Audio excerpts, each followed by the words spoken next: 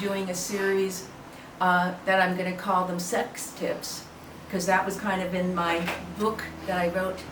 There we go. 1998. Can you believe That it was book? that long ago? And it's probably still used today. I hope so. I hope somebody It's probably enjoys underneath it. somebody's mattress somewhere. Yes. So, however, so I'm going to be bringing up some sex tips, but this is going to be sex tips coming full 20, almost 25 years since I wrote that. 25 years. But just updated sex tips, and especially for seniors, because my practice is it's hot sex for seniors, and that baby boomers still rock. Yes. So that I'm going to be doing these 5-minute sex tips, and some of them are going to be about cannabis, others will be about exercise, some will be about clothes and shoes, Yes. and others will be about food, because some of the women who are going to be on these ladies' kitchens actually do something called high dining, and where they actually have dinners and they pair cannabis with the dinner, or it's in the dinner. High dining. Yeah, Okay, high I get dining. it. And so that, so we'll have some recipes in there, and I'll talk about sex toys, and I'll talk about lubricants, and just everything that goes along with having a fun sex life. I'll talk about how to let go of some of the inhibitions and some of the indoctrination that we've gotten when we were kids, especially if you were like me and went to Catholic school and had nuns. The C word and the N word together. Yeah, the N word. That's my N word. Yeah, with the C word, Catholic. Yeah. And so people have a lot of hang-ups, and they can let go of the hang-ups. And another thing is, we were always been told that old people don't have sex. That does not have to be true. Actually, it gets better. Yes, I was going to say, I'm writing about that, how it's actually gotten even better for me as I've gotten older. So that, and just more knowledge and more accoutrements and things like vibrators and cannabis and, all the exciting things that you can put around it. So I have a question. You're talking from the viewpoint of the female, not so much couples then.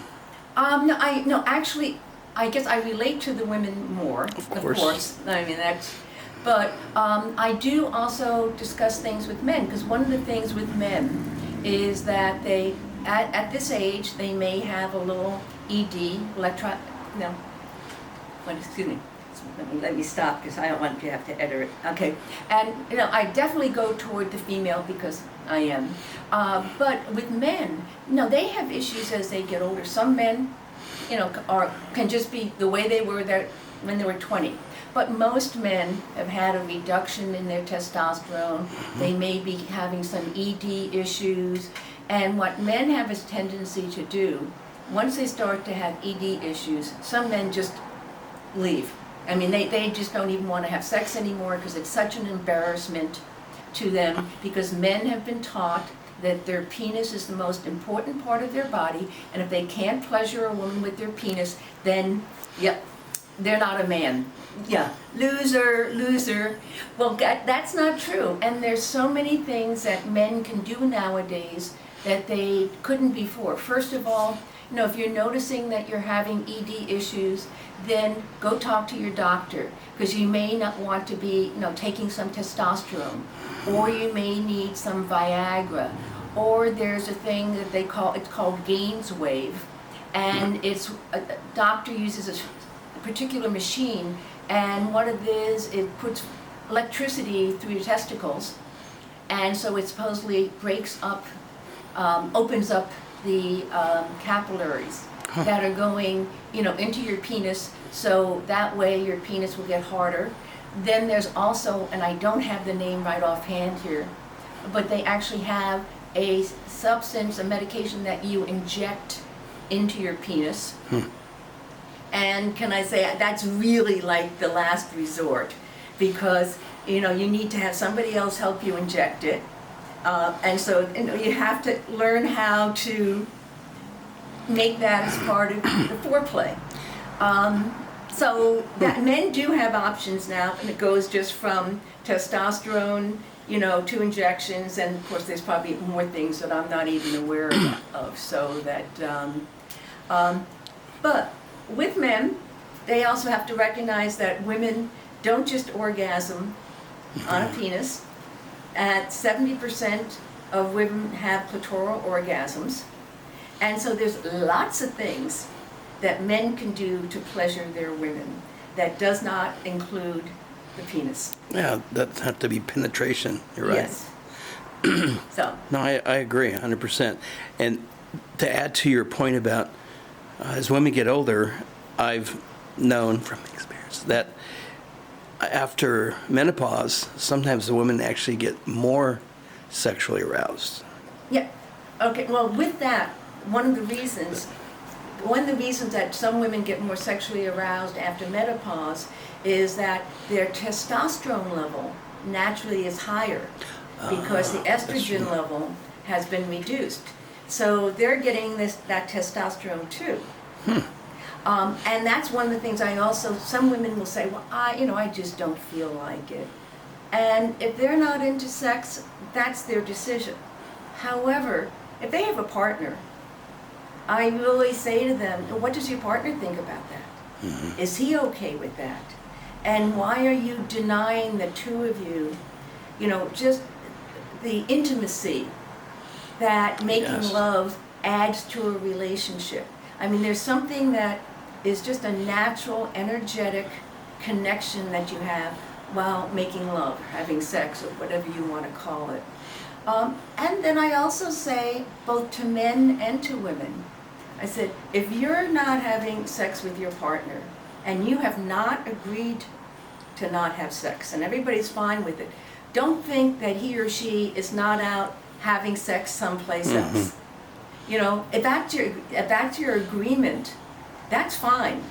Some people have that agreement, but do realize that people want that intimacy, and it really is about that connecting. Plus the chemicals that our body naturally produce when you're having sex just feel so good. I mean, it's fantastic, and people want that. I've heard there's so many side effects. I mean, side benefits of having sex, orgasm, being with your partner, as you mentioned, the endorphins, but there's other side benefits that come along with that. It feels good. Yeah. That's a good side benefit. But it also draws you closer. With your partner. Yeah. I mean, that's what I'm saying. Yeah, from a female perspective, we call it intimacy. I guess from a male perspective, you're saying it draws you closer. It really does draw you closer. Plus, how many times do you actually focus totally on one another? We have such busy schedules. Yeah, we have like this much time. So this is a time that you're totally focusing, on each other. I always recommend that people take a day a week, like a Saturday or Sunday morning, and just spend it in bed talking, having sex, whatever. And then to be able to have that time, just the amazing part, or a weekend away. Because at our age we don't have to worry about the kids. So before I used to say, get a babysitter, or, for the kids and go away for a weekend. I mean, you really have to work on a relationship. Part of that is having a good sexual relationship. Understand that some people have medical issues, and that can't have sex, or if they're really unhealthy or whatever. However, there's so many toys, what I call marital aids, that people can utilize, so that they can be pleasuring each other. And most men I know, they're part of their ego about having sex is seeing their woman have pleasure. Yeah. And if you know that you're giving your woman pleasure, that makes you feel great. And but you just have to, especially at our age, you know, you have to take a look at, yeah, you have to be able to hear what somebody's saying. Yeah. So that's what I'm going to be doing, and it's hopefully going to be starting soon. Yes, and back to your, because we didn't get that earlier, with Barbara Walters. How did that get? She knew about your book and heard about it and said, "Come up and talk about it." Yeah, well, I could show the book. Okay, because the book. Okay. Yeah. Okay. Is that the book? That's a book. I mean, that was the one that she wanted to interview you about. Yeah. Okay. Oh no, she. Can I say book? I had somebody who knew somebody who knew somebody. Oh, at the okay. show. Okay, good. So that, you know, we had been written the book, and we were doing. I worked with a woman called. I don't even want to get her involved because we haven't. I think you mentioned that before to me. Yeah. So, but no, I was, you know, talking at women's conferences. I was on radio shows. I was on local talk shows. You know, doing everything you can to promote yourself and your book. Mm-hmm. And which was great, but you really need to get your face out. This is back in '98, so you didn't have the internet. And cannabis. And cannabis, yeah. Well. You didn't have the internet and cannabis back then, but especially for the internet for marketing. Yeah. And I had a friend of a friend of a friend worked on The View. I think it was the first year that The View was on air, or maybe the second year, and he was able to get me on the show. It was very interesting because it was the first live show that I had ever done, because always it was to tape. Yes. And it was a live show, and I was supposed to be interviewed by Meredith Vieira, and we had been working with the writers there. We had a whole script out, you know, everything was, you know, put together. The night before, I get a phone call, and I'm in New York at this point from here.